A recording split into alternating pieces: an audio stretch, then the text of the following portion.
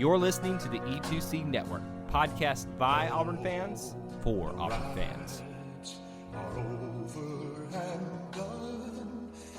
Hello and welcome to War Horses, the only college equestrian podcast that goes out and gets interviews with the executive director of the dang sport. I am your host, Auburn Elvis. Let's talk about some college equestrian. Now, this episode is going to be a little bit different. The Auburn, South Carolina meet got postponed, but I still have a great episode. We're going to start things off with an interview that I was able to get with the executive director of the NCEA, Dr. Leah Fiorentino. Now, for you football fans who might not know who she is, imagine you had the opportunity to sit down with the head of the college football playoffs and ask them anything you wanted about the sport and the postseason. Well, that's what I was able to do. So we're going to jump right now into that interview, then we'll come back and I'll catch you up on this week's action, get you ready for next week's meet against Georgia. So here's the interview, and I'm very proud of it.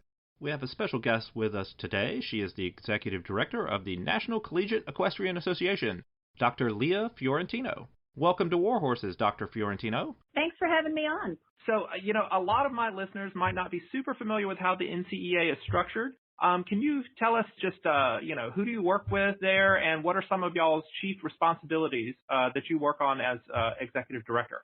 Right. So the National Collegiate Equestrian Association, the NCEA, we're the organization that's responsible for the oversight of NCAA equestrian while it's in an emerging sports status. Mm-hmm. So the NCAA has two categories of sports. They have championship sports, and then they have this category called emerging sports. And emerging sports are only for women's sports, and it was a special category created after some early Title IX efforts weren't very successful at providing more equitable opportunities for women in the college setting. Right. So someone has to be responsible for shepherding the sport and communicating with the national governing body, as well as the NCAA. So we have been designated as that group who provides the oversight, is responsible for submitting reports to the U.S. Olympic Committee, to the NCAA, to the USEF, and it kind of sits on me. Okay. Now, I did take a peek at your bio, and I read that you were also a student athlete in swimming, and it was on a men's swimming team. So what was that experience like? Yeah, so back in the old days, like old as dirt, but yes, I was a college athlete during those early Title IX days, and there were not teams for men and for women. In addition to that, the NCAA didn't have any women's sports back in the 70s. Wow. There was a parallel sport organization called the AIAW, the Association of Intercollegiate Athletics for Women.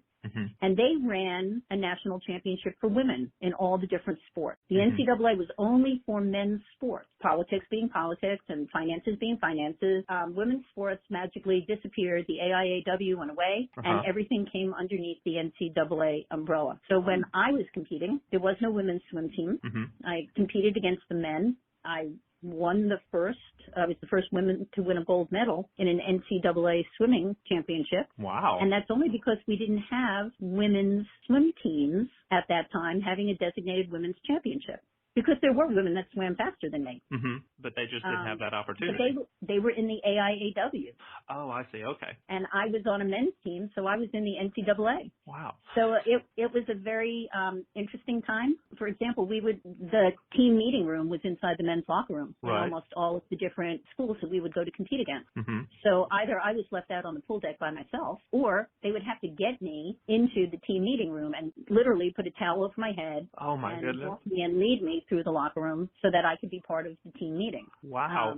There were times where we went to different schools and they didn't have a facility for me to change in, and I would literally be changing in a janitor's closet. Oh my goodness. What an experience. It did set the tone. I look at, I have two daughters who are direct benefits of all the hard work that places like the Women's Sports Foundation and all those women's sport advocates, they worked tirelessly. And my daughters went to college on full athletic scholarships, and that was a direct benefit of the hard work that those women did for all of us when we were much younger. So this is my way of paying back, not only to equestrian, but to women's opportunities opportunities across a larger spectrum and helping women move and see viable pathways to leadership opportunities. Wow, that is such a great story. Wow, you have such a great personal story. That is amazing. I never suspected all of those details. That's great to hear. Well, normally when you talk to somebody involved with equestrian, you assume that they had this deep love of horses, and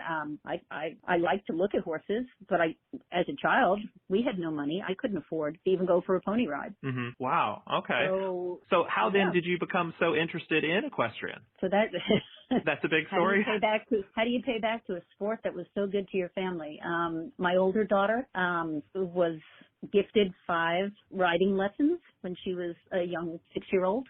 And her godmother, I blame it on her, got us started. And the people in the equestrian world, everyone comes into your life for a reason. Some of them are more challenging, but the vast majority of the people that looked out for my daughter and took care of my daughter all the way up to college, she was so fortunate. Trainers would volunteer to take care of her and gave her horses to ride. And then she had a fabulous experience in a college setting. The sport was good to her, and therefore it was good to my family, and sometimes you just got to pay it back.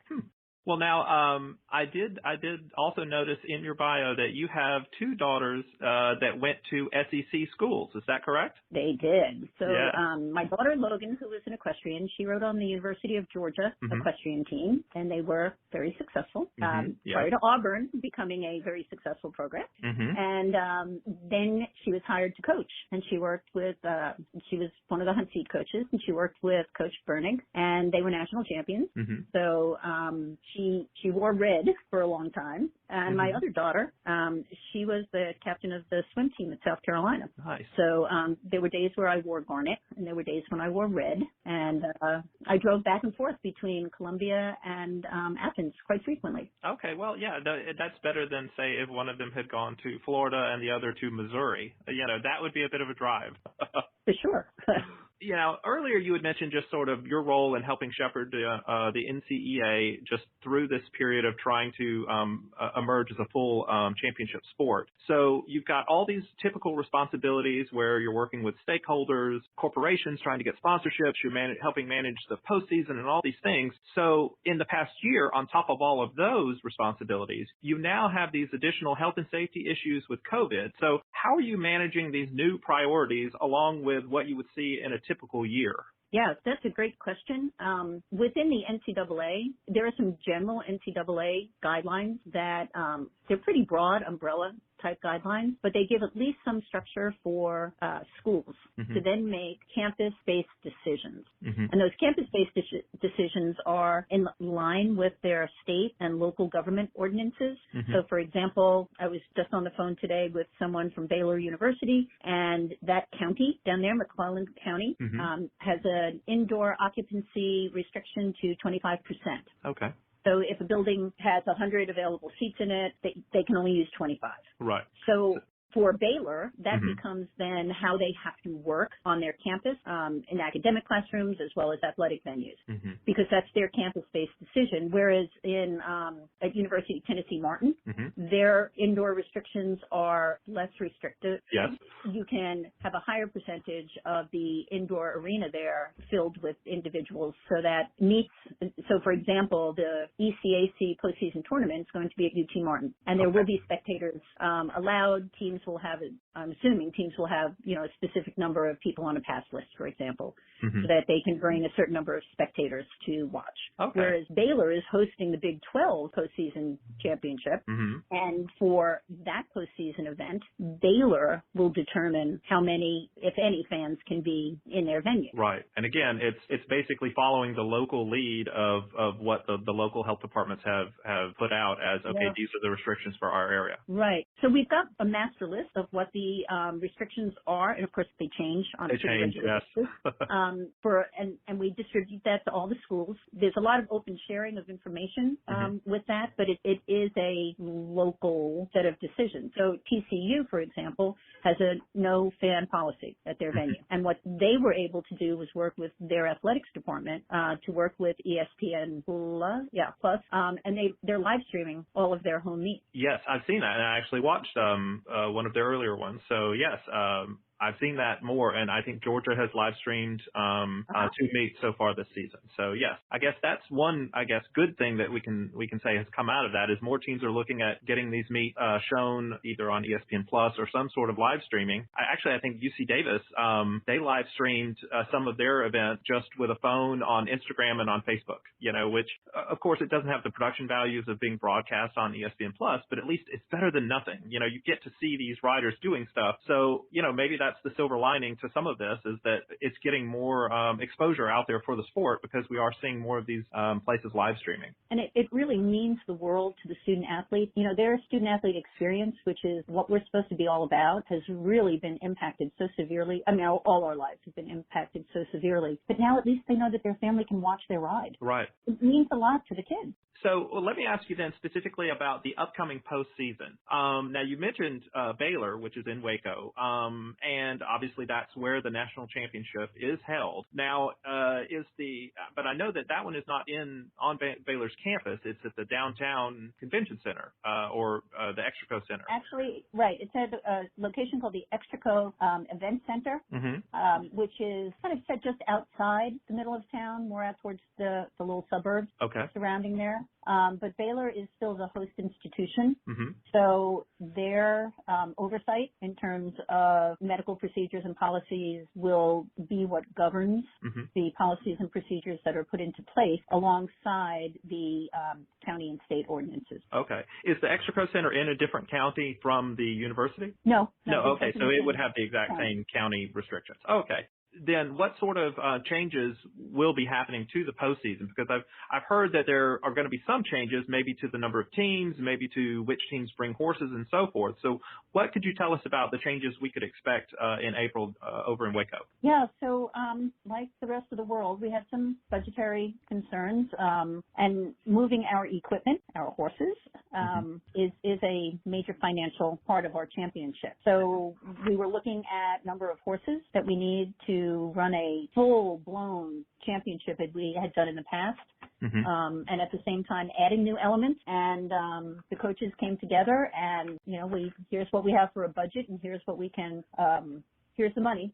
Let's figure out what we can afford to include in the national championship for just this 1 year, given the impact of COVID on colleges' budgets and how much money we could gather from sponsors. Remember, we can't have vendors at the event. Sponsors we're not going to have it open to the public. So it's hard to get that money in. So the coaches talked it through, hashed it out, and made a decision. One thing that we're doing is, in addition to the dual discipline national champion, which is open for teams that have both Western and jumping seats. Right. This year, there's going to be a national championship for schools that have only a single discipline. So Sweetbriar, Lynchburg, I believe, is a jumping seat only school. Right. So when we looked at the potential for new schools to come on board, there's a higher percentage of schools that have the potential to become members of the NCEA who are single discipline. And primarily the largest group is the jumping seat event. Okay. So we created a pathway for a national championship for them so that they could see that opportunity to be an eventually, in a few years, be an NCAA national champion. Okay. But in doing that, the coaches made some hard decisions, and we wound up eliminating the event opportunities. We had to restrict those back in order to allow for a national title for single discipline schools. Oh, okay. So that was considered a compromise. We had to restrict in one area for growth and expansion in another area, and it's a one year format decision, and we're already in the process of voting through and approving what the 2022 format will look like, which would then reintroduce everything back in. Okay. So just so that I'm hearing you correctly, there is a new pathway that's going to be for those schools who only compete in a single discipline but two events. So it would be the both jumping seat, equitation on the flat, equitation over fences. And so there'll be a tournament for those teams, and there will not be 4 tournaments for the 4 events that we would traditionally have just for this year. But then there will, of course, be the main tournament that we typically have in all of the years. that correct? Correct. And are the number of teams changing in that tournament? Or? We're at 8 Mm-hmm. in the dual discipline. We're at 4 in the single discipline. So we're trying to do it incrementally with what we can afford and how many horses we can get there and how many times the horses can be used and how late into the day the student athletes have to be there. It becomes an interesting exercise to go through and try and schedule that, and time out the number of minutes each trip would take. And, okay, we have to take an element out of the flat because it's too long, or the horsemanship pattern has to be shortened so that we can pick up an extra 20 seconds per pattern. And the coaches are fabulous. They really put together a great event. So, yeah, I can see how certain decisions are starting to cascade down where you're starting to see, okay, well, I need to gain back another hour overall. So where can I get that? Well, if we take out this one element of a pattern, that saves us 20 seconds multiplied out by, 10 rides. And, I can see, how that would all, oh, boy, what an interesting undertaking. Oh, my gosh. And the women who run the championship committee, and they are incredibly detail-oriented, and they're fabulous with this. And they, they have to build in buffer time for re-ride. Yeah, you got to have time for those Western video reviews because as we saw last year, the previous year, that third judge review took forever in some of those Western contests. Yeah, so they've adjusted a rule change. Okay, so they've made some accommodations on that. Oh, good. Because let me tell you, fans noticed that it was almost like every ride was being stopped to be reviewed. It really became interesting. I'll just say interesting. Yeah. And we understand from the fan perspective, think about the event management perspective where some of us in the office going, oh my gosh, we're so behind schedule. How are we going to get these kids out of here? What are we going to do? The TV time, the live stream time. Yeah. So we know very well what's going on there. But we're working hard on grade adjustments. For example, we used to have a big recognition ceremony one night where we would honor our distinguished alumni. So, of course, we're not going to ask them to travel and receive their awards in person. But now we have 2 sets of awards. We have the 2020 awards and we have the 2021 awards. And we're going to live stream the recognition of each one of those wonderful women.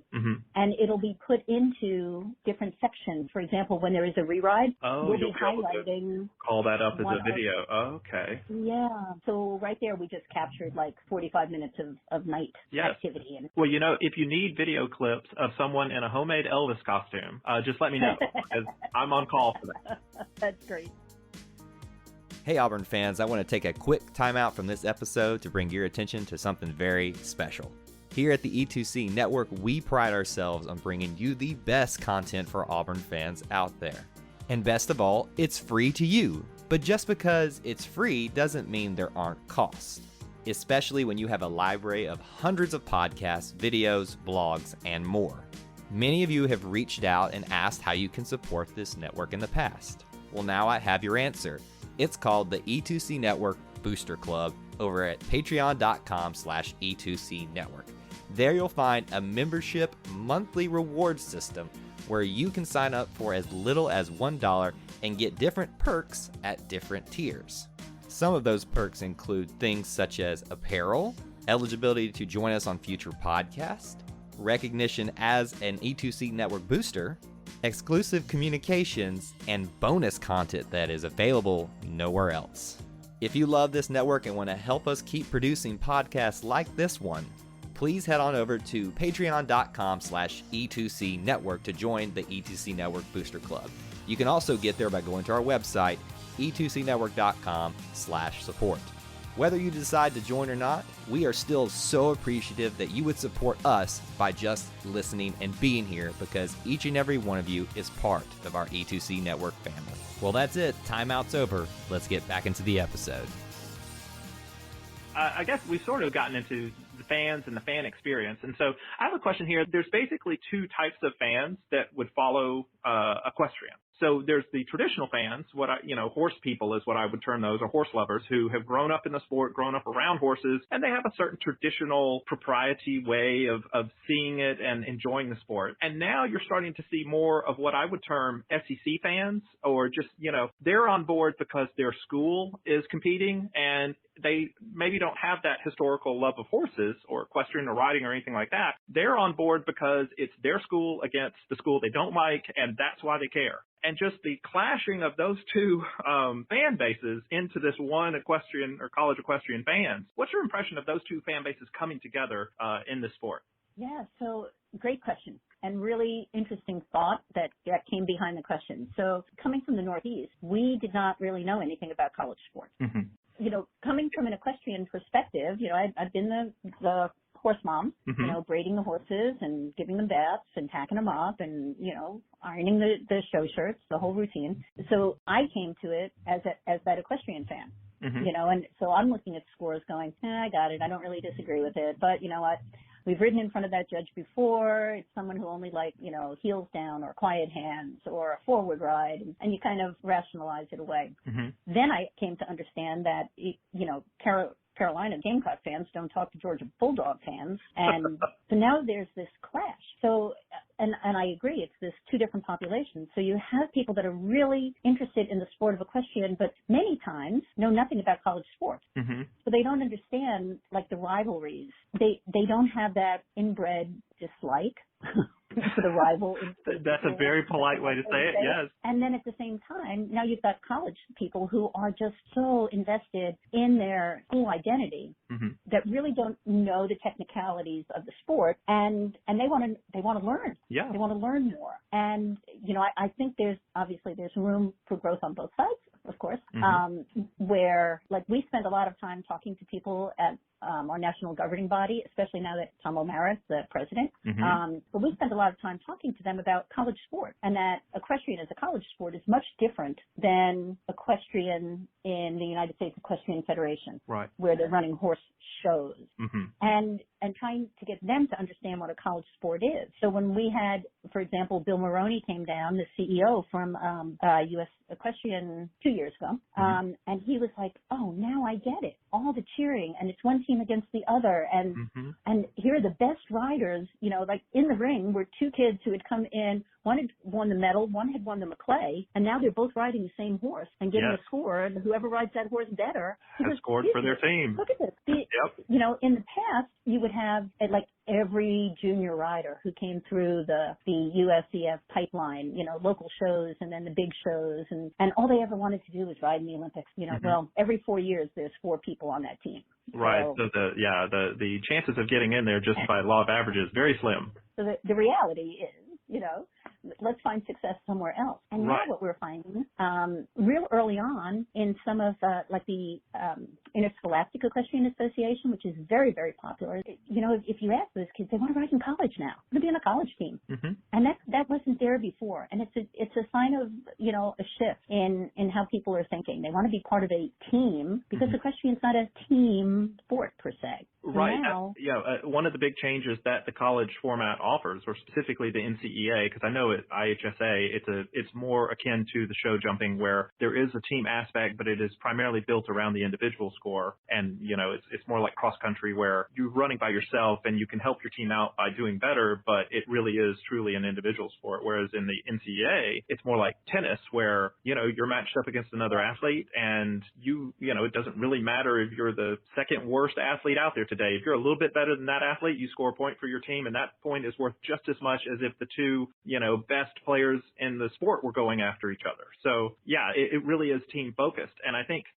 one of the things I've thought about is that it must be very exciting to a young rider who has maybe grown up in the sport, and every show she goes to, in order for her to win, her friend or another rider has to lose. You know, in order for her to win, her friend has to lose. But when you get into the college team, both you and your friend win, or both you and your friend lose. You do it together. And so that shift must be very, very attractive to a lot of young riders. And at the same time, incoming freshmen mm-hmm. need help to transition to that, because they don't have that experience. Yeah. So they've never, you know, I mean, totally horse show mom again. You mm-hmm. sit at the ring, and you really don't want anyone else to do well except your personal rider that's in the ring when you go right. to a horse show. That's totally opposite from where you have to be in college. And yeah. and some girls who come to college and ride on a women's team have never had to say, you know what, I'm not quite as good as Sally. Mm-hmm. So if my role is to be the schooling rider, to set up the horse that Sally's going to ride, and that's my job, I have to do my job better than anyone else. And that's very, very different from, being, you'll hear lots of trainers, the judge was bad and you really won that class and you're the best rider. And, and okay, people need that to be motivated and feel good about themselves, but it doesn't help them in college where they have to self-assess their own skill level and say, you know what, I need to help the team win, and here's the role that I play today, and I'm part of this team and I'm important. So it's an incredible opportunity for them to really come into their own. And that change is so important for them post-graduation as they enter the workforce and the careers that these women go into, and they're so successful. And it's really because they come to that understanding, trust me, they always want to be in the lineup. But they're also learning how to do that as part of a team. As a support personnel at times, yes. We can't be the leader all the time. Sometimes we have to support the others. So right, exactly. Once you get out in the real world and you're part of a company, it's not all about you. You're going to have to rely on your coworkers, and they have to rely on you. And there's going to be things you don't want to do, but you have to do it as part of the team. So yeah. And we had some incredible student athletes who spoke at the National NCEA convention with me this year, and they spoke about the meaningful experiences that they had on their equestrian teams and how it really impacted them before they arrived on campus, and then impacted the change in them during the time that they were on campus, and then talking about postgraduate success exiting, and how they felt set up for those future opportunities. And, hearing them speak was so powerful, that it's made a difference. Well, as we're sort of drawing near the end here, that leads me into, I guess, my final question here is, so as we're going through all of this, all of these challenges of COVID, everything that, is going on, what lessons do you hope that these student athletes are going to be able to look back maybe 10 years from now or more than that, and look back on their time as an NCEA athlete? What are the sort of lessons that you hope these athletes that are going through everything we're going through right now, what do you think the lessons are they're going to be able to take away from all of this? I'm hopeful that when they look back fondly at their coaches, because what these men and women do for their student athletes on a regular basis is amazing. What those coaches are doing for them to try and hold everything together during COVID is incredible. And I can see and I hear that student athletes are stepping forward and finding leadership opportunities that in a perfect world wouldn't have presented themselves. But they are becoming incredibly powerful, resourceful young women who are looking at their teammates, they're looking at their local surrounding communities, and they're taking all of that to heart in a very tangible way. So what are they doing? They're making sure that, they're checking in on each other using virtual, Zoom calls on regular basis, more than once a day. There are group text messages going on. There's Motivational Monday, digital images that they're sending to each other, and they're planning it, and they're intentional about it because they know that this group of women that they're so closely connected to needs that. And I think that that's something that can't be quantified. Hopefully they never need to reach deep like this and do this because there's a glaring need. But my hope would be that it would become part of their leadership skills and their communication skills and their care for others, and that they had time to practice those skills this year, and maybe it just becomes part of their daily routines. That would be, I think, a great gift. Wow. Yeah, that's a great way to look at it, man. That, even with all these challenges, there's a great deal of opportunity for the student athletes who are going through this to really grow and develop skills that are going to help them, hopefully not in exactly this way down the line, but, at some point in the future, they'll be able to draw on these things and say, hey, I went through something similar back when I was in school. So, that's a great, thank you so much for your time, Dr. Fiorentino. This was a real treat for me. I want to thank you for coming on the show and just your insight, and I want to encourage you to keep doing the great job that you're doing, and we're looking forward to the rest of the season and the postseason. Yeah, and you know what? Real hopeful that maybe next year I'll get down to the Great Plains. I was there for a meet 2 years ago, and maybe I can see you in your costume. Yes, well, we'll see. Yeah, I'll be the one dressed as Auburn Elvis, so I'm pretty easy to pick out of a crowd. What a great interview, man. I am not just excited about the sport, But now I'm thinking, man, this is cool how all these athletes are using this past year to become better people. War Eagle, y'all. So, here's what happened this past week. A lot of Big 12 meets got postponed or canceled because of the winter storms, and the Auburn, South Carolina meet got postponed because the Gamecocks had some COVID exposures and contact tracing issues. But we do have a few meets to recap for you. Now, to set the stage, here are the Auburn Elvis rankings from before this past week. The sky is blue, water is wet, and Auburn is still number 1. Georgia is number 2, Texas A&M is number 3, Baylor leads the Big 12 and is number 4 overall. South Carolina sits at number 5, TCU is just waiting there at number 6, getting all restless. SMU might not be happy with number 7, but they should be. Fresno State won something, so they are number 8. Oklahoma State is at number 9 because a third of the season has gone by and they have not competed yet. And South Dakota State has a death grip on number 10. So that's how things started off. And then on Friday, this first meet that we're going to look at was between Sweetbriar and Georgia. Now you're going to remember from that Dr. Fiorentino interview that this year NCEA is going to have a new national championship tournament just for the jumping seat only teams. Sweetbriar is one of those teams. So seeing how they match up against a powerhouse like Georgia will hopefully give us some insight into that part of the postseason. So the first event was fences. Georgia did not take it easy on the visiting Vixens. Georgia put 4 of their typical starters into this lineup, plus a freshman, Izzy Song. Song did win a point in their red-black scrimmage in the fall, but this was her official start. And as fate would have it, she got matched up against the top Sweetbriar fences rider in Katie Balding. Balding won that point and actually had the MOP ride in the event. However, after that, Georgia took all of the other 4 points in the event and had a 4-1 lead at the half. So, over things went to equitation on the flat. Vixen freshman Emily Longest beat out Georgia freshman Jordan Turig for the first point of the event.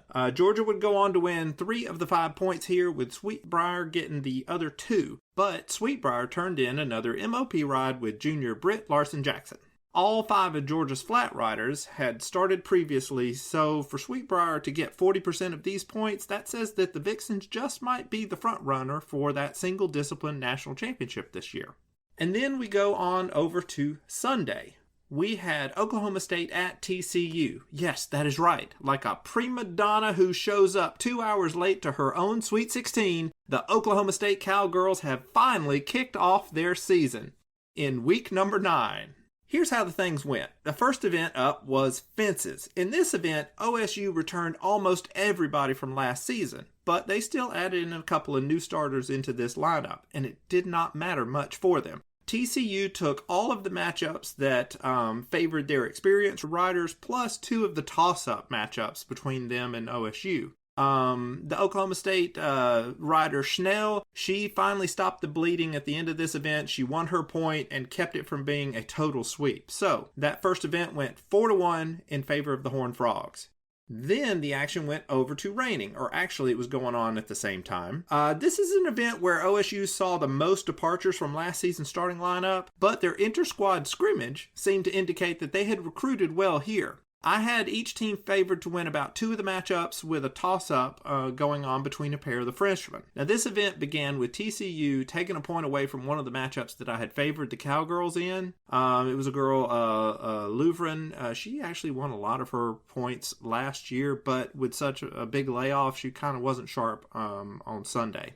So basically TCU did really well in this one. There was a no-point tie, which meant that the number to reach instead of 11 to guarantee you win was now 10. So whichever team reached 10 was going to win the meet outright. There was a big point for true freshman Meadows for the Horned Frogs.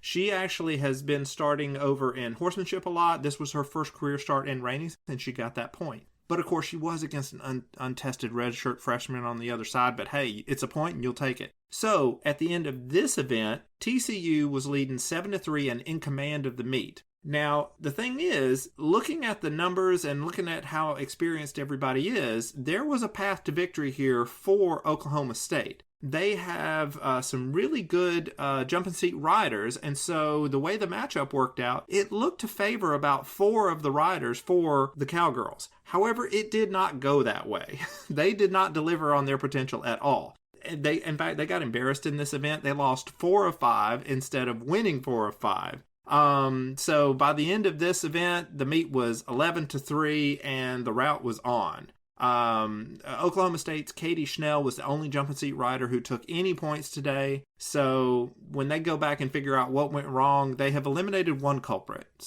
So then we had our last event of the day. It was horsemanship. It was very anticlimactic. I thought it was going to come down really close, that, Oklahoma State would have done really well on the flat, and then they would have set up for a very close horsemanship finish. But no, didn't matter. TCU had locked up the meet by then, so these were just to see how big the win was going to be. I had OSU favored in about 2 of these matchups, and then a couple of toss-ups. Didn't really go the way I thought it was going to go. In the end, TCU took 3 points, and Oklahoma State only took 2. So the meet ended 14-5. This was a big win for TCU, their biggest in Big 12 competition, I think, and it was a terrible loss for Oklahoma State. Now, obviously, Oklahoma State should not have been ranked number 2 in the nation like the NCEA had them. So the Cowgirl performance really was only about a point or 2 better than what UT Martin did against this TCU team. So we really expect more from Oklahoma State. This was just a big fat disappointment for a team that had dreams of being national champions this year potentially.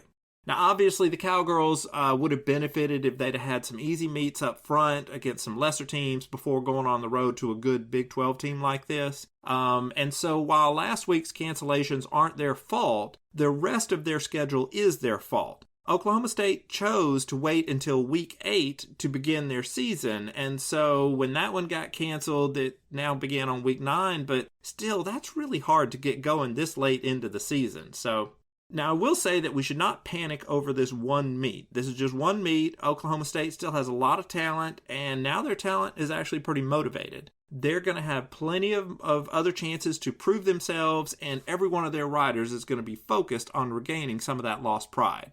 They have another big road test at Baylor next week, and they're also going to ride against SMU, and they are talented enough to win both of those if they can get back riding the way that we expect them to. Okay, so here is the fun part, the new rankings. Now, because the NCEA rankings are not very good, I have my own set of rankings that are based on the results that actually happen. Again, mine are not based on equitation over feelings like the NCEA rankings are. So, here are the Week 9 Auburn Elvis rankings. At number 1 are the Auburn Tigers. 4 quality wins, no losses. They are the gold standard in the sport right now. At number 2 are the Georgia Bulldogs. They have 2 quality wins, and they seem to have improved from the fall. At number 3 are the Texas A&M Aggies. They also have 2 quality wins, but they need to keep on winning just to stay in this position. They'll have that chance at South Carolina next week. At number 4 are the Baylor Bears. The Bears have 1 quality win over a TCU team that looks even better now. At number 5 are the TCU Horned Frogs. They have 2 quality wins now, and I did consider putting them up at number 4, but Baylor did beat them, and head-to-head victories have to count for something in these close calls. At number 6 are the South Carolina Gamecocks. They have 1 quality win, but that was so long ago that they have been slipping down the rankings recently. At number 7 are the SMU Mustangs. They have wins over UT Martin and South Dakota State, but not much else. At number 8 are the Fresno State Bulldogs. They have a close road win over UC Davis. At number 9 are the Oklahoma State Cowgirls. They had a chance to shoot up the rankings this week, but laid an egg on the road. They'll face Baylor and SMU next week, so they still have plenty of opportunities to improve their resume. And at number 10 are the South Dakota State Jackrabbits. The Jackrabbits have enjoyed a long-standing place in the rankings due to cancellations and rescheduling, but they'll have to beat visiting Delaware State this week to remain in the rankings. And those are the official Auburn Elvis rankings for Week 9. So as we turn our attention to Auburn's upcoming meet versus Georgia, we actually have some results from Georgia's Saturday scrimmage to look at. I'll go through the 4 events and it'll kind of tell you who is a threat to take some points from Auburn this Saturday. In fences, freshman Emma Reechow, they really like her over there. She has started every meet. She did not score in her 3 fall meets, but she has scored against South Carolina, Sweetbriar, and now in the scrimmage against Allie Trichler. Jordan Turing is another freshman. She scored on us against Megan Napick in November. She continues to perform at about that level. Haley Morano is their third big jumping seat freshman for the Bulldogs. She beat Ava Stearns in November, but she lost in the scrimmage to a non-starting upperclassman on Saturday. Sophomore Rachel McMullen beat newcomer Izzy Song, so we'll probably see Rachel before we see Song matching up against Auburn. And then they had Annalise Reed. She's not a typical starter, but she did have the MOP ride on Saturday. Now over to the flat. They have been riding Tourig and Morano on the flat, but both of them seem to be better over on fences. They went against each other on Saturday with Touring winning. Isabel Heckler and Allie Tritchler went at it on the flat, with Heckler getting that point. Tritchler did not have a great scrimmage on Saturday. And then they had Emmy Lyons, who had the MOP ride on the flat.